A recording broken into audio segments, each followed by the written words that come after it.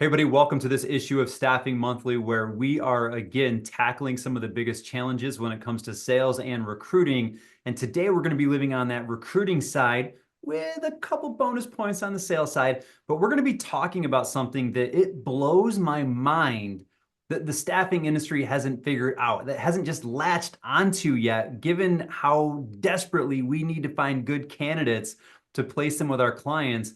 And it's something that every single person watching this interview has been a part of somewhere else on your internet journey. And it's something that e-commerce has completely mastered to the growth of the likes of Target and Amazon, and any online retailer has mastered this one thing. And the technology and tools are out there for staffing to do it, yet for some reason, we're just not. And what I'm talking about is understanding website traffic. And I have none other than one of the masters of this, Brad Bialy from Remarketing, here to talk to us today about why we're not doing this and maybe how we can take advantage of it. So first and foremost, Brad, thank you so much. Welcome back to Staffing Monthly. It's always great to see you and have a chat with you. Likewise, Dan. Always great to talk to you as well, my friend. So I heard this come up in a meeting the other day where somebody was like, holy cow, Zoom Info told us that they can show us which one of our sales prospects have been visiting our websites. And as soon as I heard that, it reminded me of a post that you did, I think recently, maybe within the last month or so. Yep. I'll put a link to it on the page here. But you were talking about this, and you were like, man, employment agencies, staffing agencies, they just aren't even paying attention to this swath of candidates that are visiting their websites and they don't even know it. So like bring us up to speed. Like what is going on Yep. and why is it happening? So first off, the technology, IP tracking is nothing new, right? You alluded to it, Amazon, Target, the monsters of consumer goods have been doing this forever. And in my world, in my mind, if Amazon's doing it, we should probably take a look at it. Yeah. From a digital marketing standpoint, from a driving sales standpoint, if it's good enough for Amazon, friends, it's probably good enough for us, right? And you can take or leave however you feel about Bezos and leave that out of this conversation, but they are a monster organization because of the things that they do. Why staffing firms aren't deploying this, Dan, I wish I knew. And I wish that I could install it for every single staffing firm because for me, and this is alluding to the post that you had mentioned, this is table stakes of having a website in 2024, 2025, Yeah. depending on where we're at when you drop this episode. Absolutely table stakes of having a website. You cannot have a website without knowing who is on it. Otherwise, you're just looking at numbers. And what good? You can't place a number, Dan. You can't place a page view. You place Brad Bialy, the marketer, right? So for me, it is absolutely critical to have this kind of technology on your website. Are you saying that you're actually available to be placed somewhere? Did I hear that? I don't think David's gonna. I am very happy with what I do, Dan. I'm very happy with what I do. I know. I was I gonna know. make a joke, and I was gonna make a joke and say, but if the number's right, but I know how big of a fan David is of your show and what you do here, so I'm not even gonna make that joke. But I am I very would happy never with what I even do. cross that. I would never even cross that barrier, man. So, but let's take a step back and let's actually Yeah, let's frame in what's actually happening. So sure. ultimately, job seekers and clients, they're Mhm. going to a website. They hear about staffing agency XYZ and they go check it out. And then they Yep. leave. And Yep. that's where I want you to pick it up, but I want to put it in Sure. perspective for the audience. Have you ever gone to any website ever just to look around, just to learn about something, maybe multiple times, but maybe didn't fill out the contact form or maybe didn't put anything in your cart? But you just went there. You were interested in the brand, and maybe if someone reached out, maybe you would engage, like if they made the first move. That's what we're talking about. And that's happening all the time, right, Brad? I mean, you're a digital marketer, like people are going to staffing agency websites all the time, right? We're window shopping, whether it's a staffing site or it's consumer goods. We're all window shopping. Yes. How often does it happen? I mean, I know that you have probably some visibility into the that sort of traffic data. I don't know how many hundreds, if not thousands, of Yeah. websites Haley has out there in staffing industry. But like, what kind of traffic goes to the average staffing website? Just people window shopping, do you think? It's going to vary. It's going to absolutely vary. But in terms of a conversion, in terms of how many people are actually filling out a form, we're talking single digit conversions, right? So regardless of size of site, and there are certainly things that you can do in digital to get more people to the site, but it's typically single digits in terms of conversions. And that's not just staffing. That's just because we're window shopping. Think about the last t-shirt you bought or whatever it might be, you're looking around. You're not actually making that purchase. You're not submitting an application right away. You're window shopping. So I love that you said it's single digits. So just again, to Yeah. put this in perspective, Yep. if you're a staffing agency and let's just say that you're getting, we'll just say 10 applications a month on your website, Sure. something super low, 10 applications a month, Sure. that would be double digit percentage out of 100. That is a single digit out of anything over 100, which means there's really more than 90 people that went to your website that didn't engage with you, that Yep. knew about you, they heard about you. So how do we tap into those other 90? What do we need to Yep. do? What does e-commerce do so well that staffing Yep. is not doing to tap into those other 90, Brad? So there's gonna be two things here. So one is gonna be IP tracking. So let's talk about that. Okay. IP tracking is understanding who is on your website, even if they don't fill out a form, even if they don't give you their information. So, friends, the internet is tracking you every single day.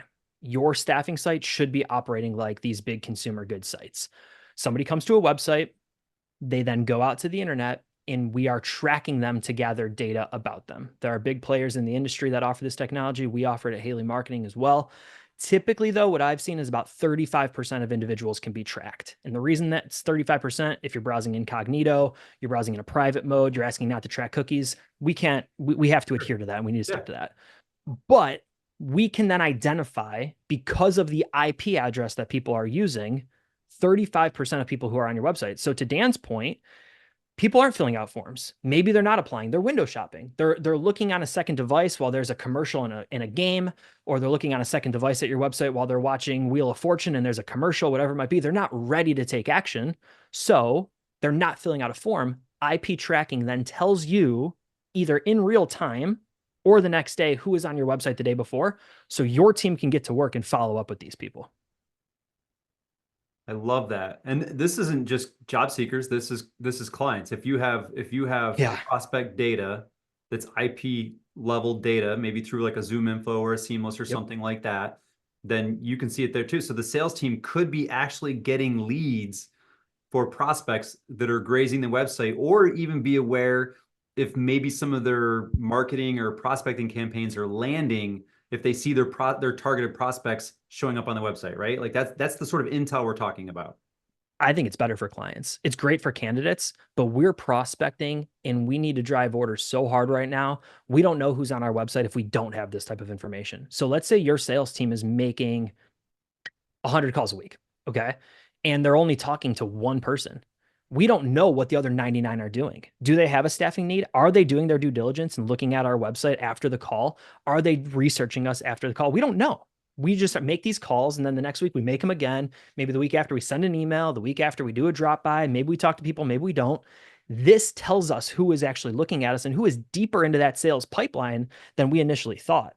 On the candidate side of things, it's the exact same way, right? We can identify who is there so we can follow up with them. We can reach out to them. The ball is now in our court. So it's one thing to say that we don't know who's, or like if they're looking on our website, but I mean, Yeah. statistically speaking, the studies actually show on the client side that 80% of buyers, prospective buyers, have actually checked you out on LinkedIn and looked at your company website as a minimum. Sometimes they actually will research Glassdoor and some other sites, but as a minimum, they've looked at your LinkedIn, individual LinkedIn profile and the company website Yep. before they even agree to take a meeting, or agree not to, before they decide to take a meeting or not. So I think that if you had that heads up before, I think that would help the salesperson out a lot. And it would probably actually give them a little bit of breathing room to the sales manager that might be like, oh, you're making all these calls and you're only talking to one person. You're like, yeah, but look, I'm driving traffic to the website. You know, Yeah. so that's And good. and I'm reaching out to the right people, and now they're coming, and we know that they're deeper into our funnel than we initially thought. On the other side of things there, Dan, let's also look at it as a prospecting mechanism. Yeah. So we don't know who to call, right? There are thousands of businesses that might need our staffing firm. We can call all of them cold, and we can just pick up the phone and say, listen, Dan, your job today, call as many of these people as possible and try to talk to as many as possible. What if instead, every single morning, you woke up to a list of the 15 companies who are on your website the day before, plus the name of the person who was on your site before? And I said, Dan, call these 15 people, still treat them like a cold lead, a cold call. You're not going to call them and say, hey, Dan, I know you're on our website yesterday. Still treat them like a cold call, but you at least have much more of a targeted list of people to call because you know they were looking at Dan's staffing firm the day before. You know they have some sort of awareness of who you are. So now instead of, yes, we still need to make cold calls. I'm not telling your audience to completely give up the cold call, but let's start with the people who at least have shown some sort of interest in you and use it as a lead generation list as well. I love it. So you said the first thing was IP tracking. What's the second Yep. thing? So two things. What is the Yeah. second thing here? Absolutely table stakes of having a website is going to be remarketing. Absolutely remarketing And code. And friends, if you, what is remarketing? I feel like you know yep, that because you're a digital marketer, but yep, pretend I'm not. you do too. So if you go to a site like Amazon, you go to a site like Nike, you go to any sort of consumer goods site and you look at a product, that product then follows you around the internet, whether it's clothing goods, whether it's direct to consumer goods, the Lululemons, the Bird Dogs. I love built shirts. So built like direct to consumer goods are very, very good at this. You go to their website, you do not make a purchase. You then go out to a site like Facebook, or you go out to any other site that's in Google's advertising network and you see the product that you just looked at follow you around, creating that sort of consistency, creating that awareness, creating that desire to come back and buy the product. That's remarketing. So there's a cookie on that page. The user looks at a product, they don't buy, they go out to the internet, that product follows you. I am a firm believer that we are all window shopping in 2024, 2025. We're not ready to make decisions. We want to do our own research. We want to be our own thinkers. We want to be our own thought leaders and be our own decision makers. So we're going to websites. We're not making a decision, but that remarketing code should follow your candidates to drive them back to the website to apply, should follow your prospects with different messaging to drive them back to the site to request a conversation or submit a request for an employee, whatever that messaging might be specific for you. But because we're investing so much to get people to the site, we need to drive people back to the site because they're not ready to take action on that first step. So that's super interesting to me because I Yep. can imagine there's a number of reasons that candidates might window shop. You know, maybe they saw Mm-hmm. a job, maybe someone made a referral, whatever it might be, and they Yep. go to the website, they check it out. Maybe they look at your job listings, and maybe there's nothing quite there. And that could be maybe you just don't have a job that's a fit, or it could be because Sure. maybe they're thinking about making a move, but they just haven't mentally crossed that hurdle yet. Yep. So how do you get them to come back? I know that you can follow them around and maybe does it require doing paid ad campaigns on Facebook? Like how does that work to get them to come back? And what do you need to show them Yeah. from content wise? So remarketing is absolutely a pay-per-click advertising tactic. So you do need to throw money at that tactic. And I will say, depending on where you're locationally focused, it's going to cost different things. Okay. Remarketing in New York City is not going to cost the same in an outside city of Buffalo, New York. It's just Okay. different demographics. There's more people. It just you're paying for that visibility. Okay. Um, what does the messaging have to say? In Yeah. my mind, it follows what we call the AIDA model: awareness, interest, desire, and action. The problem with the staffing industry, we look at that triangle upside down. We want action yesterday, but we have never given anybody, we haven't earned the desire to work with us. They don't have the interest to work with us. And they don't even know who we are, Dan, so much so that they don't know what makes us different than any other staffing firm. You were on my show back in January when we talked about this extensively. Yeah. But if we operate with that triangle the wrong way and we're only asking people, hey, apply online today, apply online today, apply online today, and they don't even know who you are, they don't have the desire or the interest to work with you, they're going to run away and hide. Right. So, from my standpoint, when we think about, well, what should the ads say? We need to captivate their attention. We need to win that battle. From there, how do we get their interest to come back? What's a pain point of theirs? Why should they work with us? What's our value add? Maybe we don't have a job that's right for them. But more importantly, if we don't, why should they still reach out to Dan, the recruiter, and say, listen, man, I know you don't have a marketing job for me right now, but I was so compelled to give you my resume or give you my information about me because I feel so compelled to work with you that when you do have a marketing job, I want you to be the guy that calls me. Then from there, we have desire and then we have action. And action's important, right? What does that call to action button look like? And are we testing that? Is it apply now? Is it call us? Is it have a conversation with us? We need to think through that. A little bit long-winded there, Dan, but it's something that I'm kind of passionate about lately because we operate unlike any other industry. And it's unfortunate. I know we need action now. I get it. I hear it every single day. But if we haven't earned somebody's awareness and their interest, they're never going to work with us in the first place. And repeatedly, however many times you say, hey, work with us, work with us, work with us, it's just pushing people away more and more. I Man, Brad, I think I just figured out why. And listening and just Yeah. listening to what you're telling me and what you're teaching right now, I think I just Yeah. figured something out because you're Let's go. right. We're pushing for action. We're saying, hey, fill this out, apply, apply, apply. And when I think about the that's a marketing tactic. Like that is a marketing technique and it is Yep. deployed very successfully in other areas, but the areas that it's deployed in is commodity. It's your sham wow. It's your middle of the night infomercial like, hey, buy now. And they use that sense of urgency for a low value, low cost product, and they're like, buy now, buy now, buy now. And they try to create that sense of scarcity and urgency in that mindset. So it's a very commodity focused sales pitch. That's the marketing technique that aligns with. Again, in the right situation, that's the right approach. But we're talking about jobs and careers, and this is actually a major life decision for most people. Even if it's someone saying, hey, I want to make a little extra money going into the holiday season, it's still a commitment of time, and it's a major financial decision for people, right? That like, hey, this could be disrupting. And that's just on a part-time gig. If someone is legitimately thinking about changing jobs, most people will put some time and thought into that. People don't do that on a whim. So if we're marketing to them, demanding they take action as if it's a commodity transaction, when it's something that is actually a more of a thought out and a high risk transaction that has financials and time involved, we are doing it wrong. I think that might be some of the issue that we have, just pushing people into that action mode because we're treating them like a commodity and people can sense it because we deal with that in every other area of our life, man. So I think that approach is actually hurting us. No one wants to be sold to. The worst thing that you can do right now is actively try to sell to somebody and say, hey, buy this, whether it's staffing, whether it's a new shirt, whether it's insurance or a house, whatever it might be. We don't want to be sold to. We want to find something that we need in our mind. We want to think about our own challenges, our own pain points, and we want to do our own research. Now, we can influence that because people are very easily influenced and we can have the right ads, we can have the right things at the right time that speak to pain points and challenges and where somebody is in the stage of their life.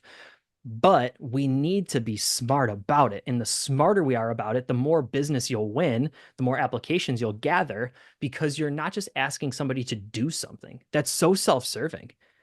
Think about, Dan, if you just went to a networking event or a career fair and all you did was just hold up a blank application and scream, hey, somebody fill this out, right? Like no one's going to work with you. They're going to think you're crazy. But Well, if now I feel instead you, bad because that's my own ego. That's my one trick. All I I, do. I, I know it is not, but like you work the room, you talk to people, you develop a connection with somebody, you earn their trust because you become their friend, and then from there they take action.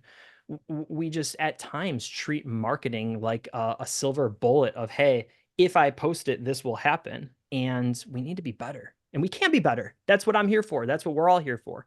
We certainly can be better. So there's two things I want to explore briefly, but with the last couple of minutes that we have, one, I want to know, is it possible to retarget or remarket to the different audiences? So if I have a prospect that lands on my website, can I throw some paid per click, ad dollars at them that's going to be more of a message that is going to talk about selling them staffing services versus if it's a potential job seeker, can I send them messages that are targeted saying, hey, you know, would you apply for a job? And I got to follow up on that one. But can you bifurcate the pay per click based on who's landing on your website? 100%. So it can be targeted based on page. So think about a clothing goods store. Think about something like Nike. If you're into golf, Nike wants you to look at a golf page, go out to the internet and see ads for golf pants, golf shirts. If instead you're into basketball, they want you to land on the basketball shoes page, and then from there they want to serve you ads that show you the latest shoes that are going to help your game. Whether or not that's true is a different story. We absolutely can do that though based on page. So if people are looking at your client centric pages, your services pages, they should see very much client centric messaging, pain points, things like that. If they're landing on your career portal or your job board, whatever it might be, your available jobs page, they should see reasons to work with you. They should see why they should work with you, the value in working with you. But you should absolutely 100% segment that. Okay. And then the last question that I have Sure. to explore, and then I've got one follow on to see if we can offer something to the audience here, Yeah. additional information.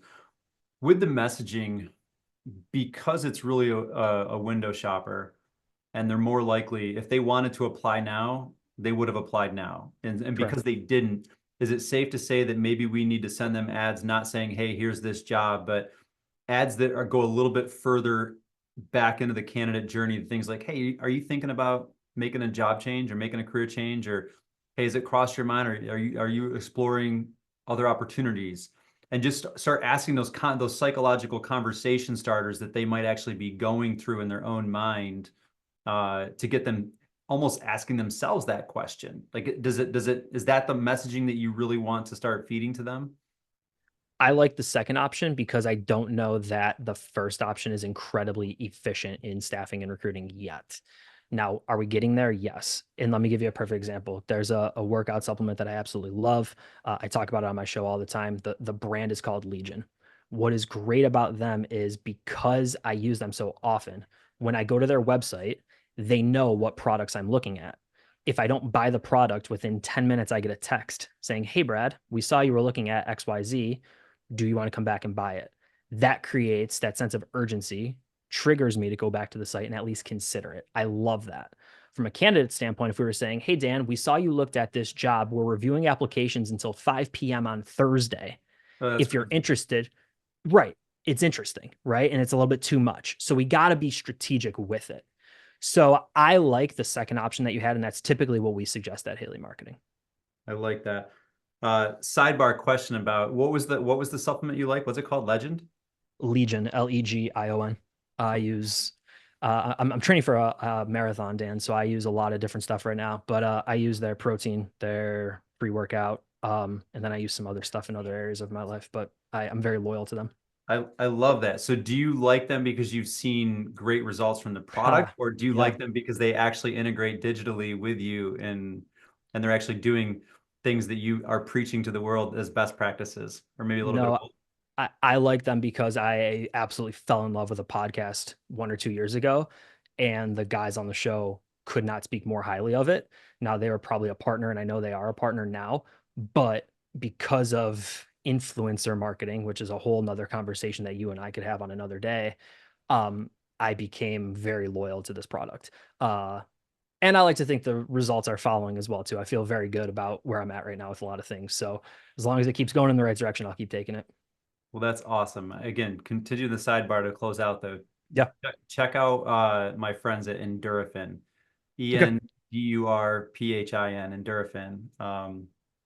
They are fantastic. They actually upstate New Yorkers, just like you. And Oh, right on.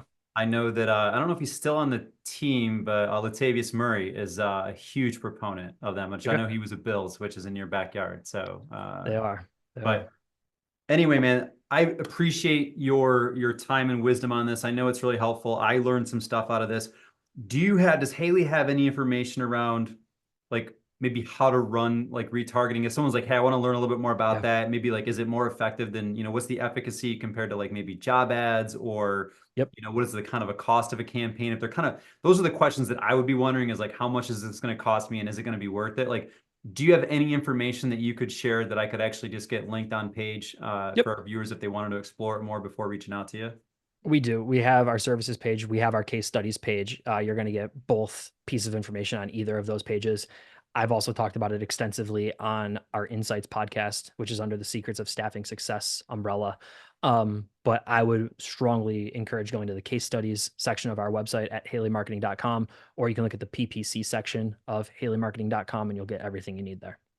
I love it. And if someone wants to get a hold of you directly, I know you're pretty approachable. What's the best Yeah. way to get in touch with you? The easiest way is going to be a LinkedIn message to get started there. I know 99.9% of our industry is on LinkedIn every single day. So let's start the conversation there. And if we need to move over to a Zoom call, I'm happy to do that. But if you go to LinkedIn, you search for Brad Bialy, and I know my information will be in the show notes here, or it's probably going to be on the screen because of Zoom. You go to my LinkedIn page, you can shoot me a message. There's also going to be a button right at the top of the page that says book a consult. It's free 30-minute marketing consultation with me. So you can click that button, pick a time that works best for you, and you'll get added to our calendars. Awesome. I appreciate that, Brad. And for those watching, take advantage of that. Brad has been doing this a long time in this industry. He really is next level digital genius at this stuff. And that's probably some of the best 30 minutes that you're going to get. So, Brad, thanks again for being here, man. Yeah. I always appreciate catching up with you and just learning from you, my friend. I genuinely mean it, Dan. Anytime you want to talk marketing, I'm here. If there's another topic that crosses your mind, feel free to pull me onto another episode anytime. Happy to chat with you. Well, that's actually going to happen because since you brought the influencer marketing thing, I actually have a Yeah. strategy I was just chatting with David about the other day that I think maybe we need to shape up because there's a strategy for 25 that I think Yeah. the industry needs to pull from influencer marketing. So count on that. Let's do it. Yeah. Get it on my calendar and let's do it. Awesome.